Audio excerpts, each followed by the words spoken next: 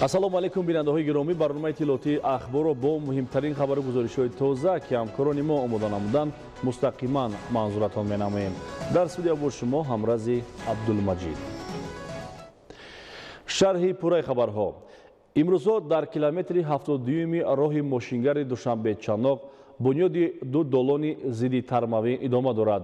Долонҳои сохташаванда яке 60 ва дигаре 40 метр дарозӣ дошта, соли равон мавриди баҳрабардорӣ қарор дода мешаванд. тафсилоти бештар дар гузориши ҳамкорони мо. роҳи Душанбе-Чаноқ аз минтақаи релефаш душвори кӯҳистоон гузашта дар муқоиса бо дигар роҳҳои кишвар аз офатҳои табиӣ зиёдтар осебпазир аст. хусусан дар фасли зимистон ва оғози фасли баҳор дар натиҷаи тармафароӣ дар мавзеъҳои осебпазир ҳаракати нақлиёт ба мушкил сурат мегирад. дар муқоиса ба дигар қисматҳои роҳ дар минтақаи Варзоб аниқтараш аз километри 48 то 80 дар фасли зимистону ибтидои фасли баҳор тармафароӣ бештар аст. барои аз байн бурдани ин мушкилот дар замони соҳиби истиқлолии мамлакат дар қитъаҳои осебпазири роҳи мазкур 24 долони зидди тармавӣ бунёд карда шуд.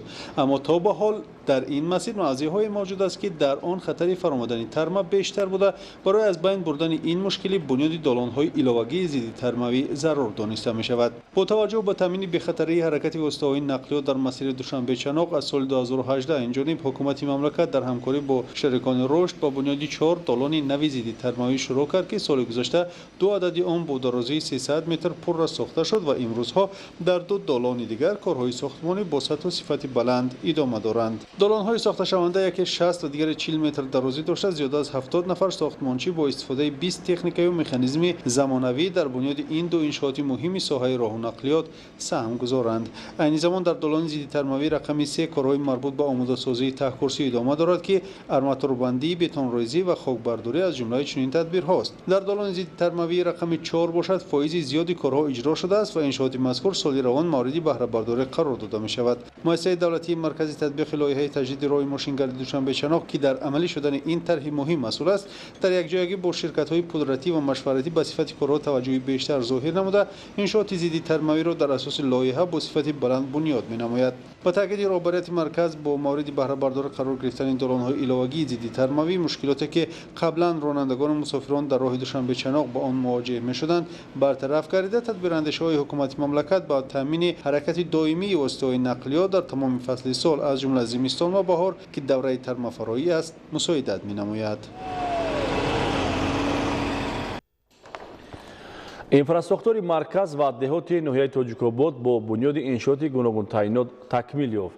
бо мақсади дар сатҳи баланд таҷлил намудани 30-солагии истиқлоли давлатии ҷумҳурии Тоҷикистон дар ноҳия 6 иншооти нав бунёд ва мавриди истифода қарор дода шуд ки дар натиҷа сокинони маҳаллӣ бо ҷойи кор, таъмин ва сатҳу сифати хизматрасонӣ ба сокинон беҳтар хоҳад шуд. Нурдини Қурбон ва Баҳраддини Исмониддин аз ноҳияи Тоҷикобод гузориш таҳия намуданд.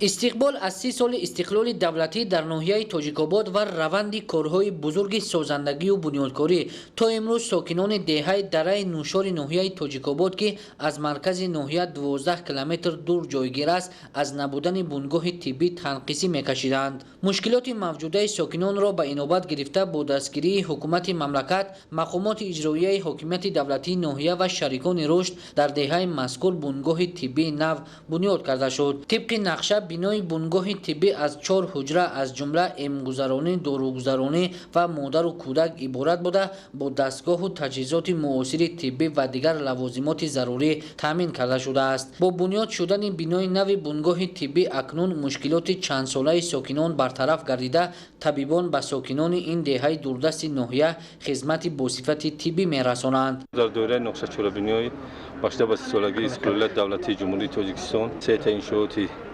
дар истифода дода шуд ки яке купрук ва дигаре даромадгоҳҳои деҳаи Фатҳабод ва қалъаи Лабиёб ва ду мағозаи тиҷоратӣ барои маҳсулоти ниёзҳои мардум ба истифода дода шуд. дар оянда ният дорем иншоотҳое ки сохтмононаш бо маром идома доранд дар арафҳои идҳо бахшида ба ҷашни 30-солагии истиқлолияти давлатии ҷумҳурии Тоҷикистон ба истифода хоҳем дод.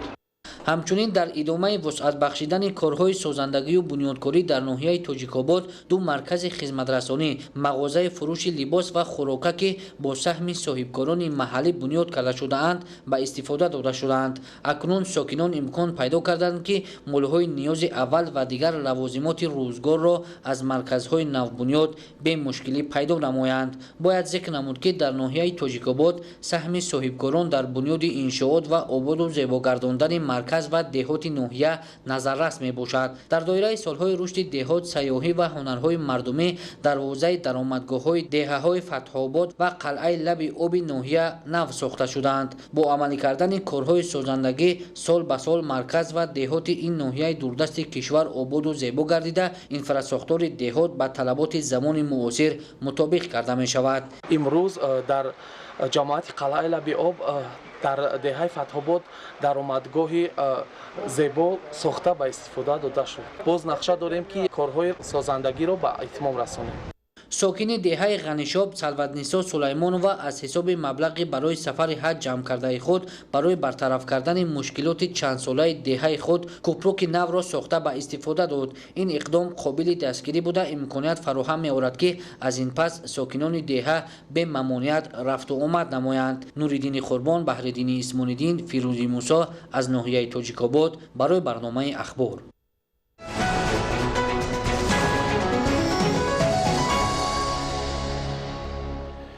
мавзӯи дигар зиёд гардидани сатҳи оби дарёи Панҷ дар моҳи июни соли ҷорӣ дар ноҳияи Рӯшони вилояти мухтори Кӯҳистони Бадахшон таҳдид ба садди муҳофизатӣ менамуд. дар натиҷаи чораҷӯии мақомоти иҷроияи ҳокимияти давлатии вилоят дар ҳамбастагӣ бо идораи беҳдошти замин ва обёрӣ техникаву таҷҳизоти лозима барои мустаҳкам намудани қисмати таҳдидкунандаи садди ҳимоявиро барқарор карданд.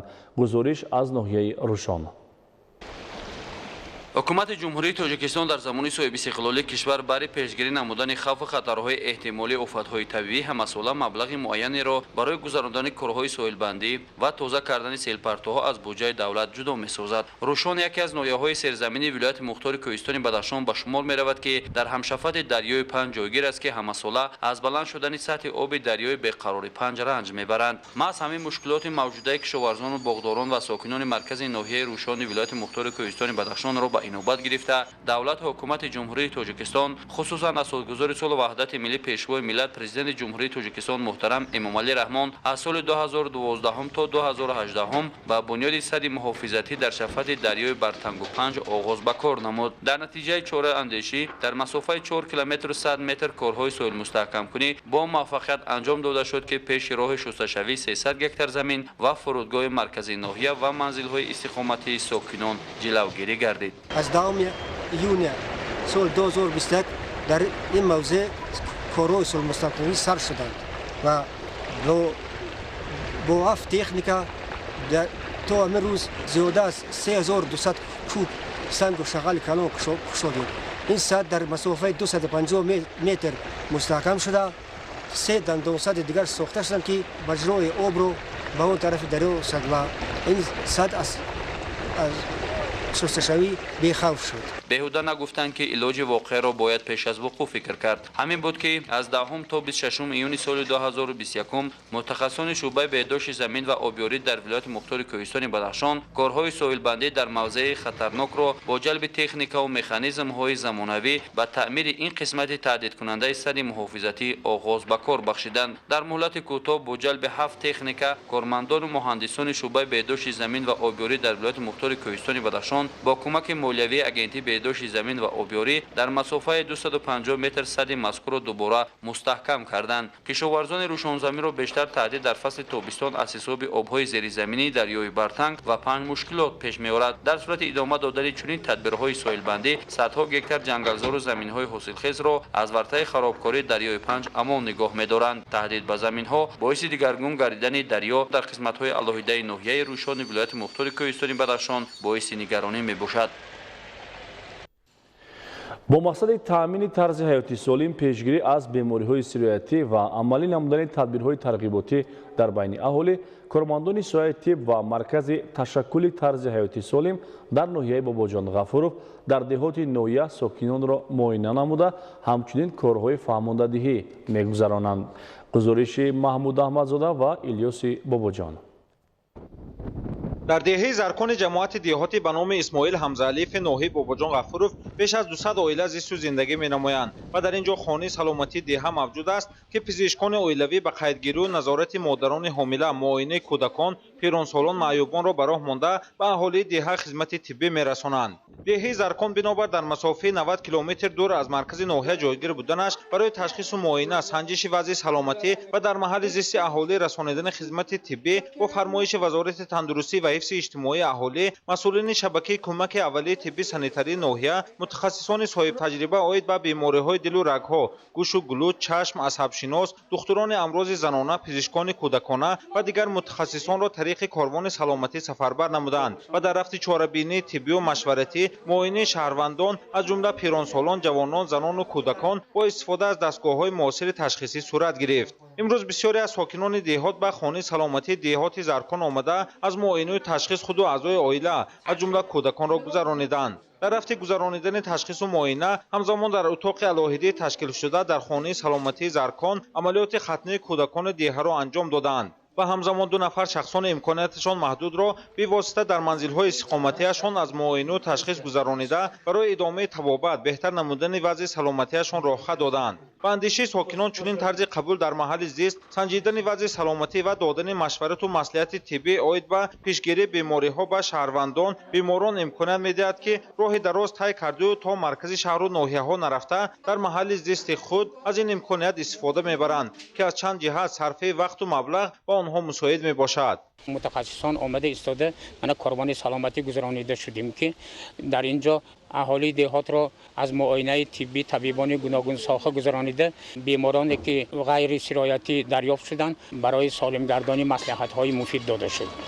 در رفت گذرانیدن کاروان سلامتی از جانب راهبریت و کارمندان مرکز تشکل طرز حیات سالم در ناحیه باباجان غفورov بین اهالی دهه عاید به نشانه‌های پیدایش بیماری‌های سرایتی، ایمن بودن از بیماری، سالم نگاه داشتن خود و فرزندان، طرز استعمال غذا، مشغول شدن به ورزش و تربیت جسمانی، کارهای فهماندهی گذرانیده شد. همزمان جهت آگاهی اهالی از خطر احتمالیت گرفتار شدن به بیماری سرایتی کرونا ویروس که در یک قطار کشورهای جهان باعث تشویش و پنه‌شوی بیماری گردیده است فهمانیده، در جایهای سیرآدم، درآمدگاه کوچه‌ها و نزد منزل‌های استقامتی ورقه‌های آگاهنمایی و توصیوی وزارت تندرستی نصب کرده شد. با اندیشه مسئولین ساحه طب ناحیه باباجان غفورov این تدبیرها محض به خاطر ایمن نگاه داشتن اهالی از گرفتار شوی به بیماری‌های سرایتی و ترغیب طرز حیات سالم در جامعه انجام داده می شود.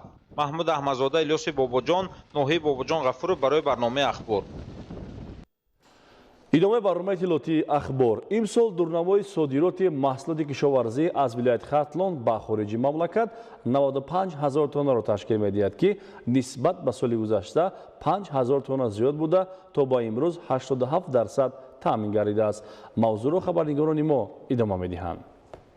در ولایت ختلان جهت بلند برداشتن حجم استحصال محصولات و صادرات آن تدبیر اندیشی کرده شده تا به امروز از حدود ولایت بیش از 80,000 تن محصولات گوناگون کشاورزی به خارج کشور صادرات کرده شده است که قسمت زیادی آن را پیاز بروقتی تشکیل می نماید. طور مسئولان، کشاورزان و صاحبکاران ابراز می نمایند سالهای قبلی در سمت صادرات سریوقتی محصولات استحصال گردیده مانع‌های زیاد جای داشتند و محصولات طریق ایستگاه‌های راه آهن ولایت سوخت به دولت‌های خارجه انتقال می گردید.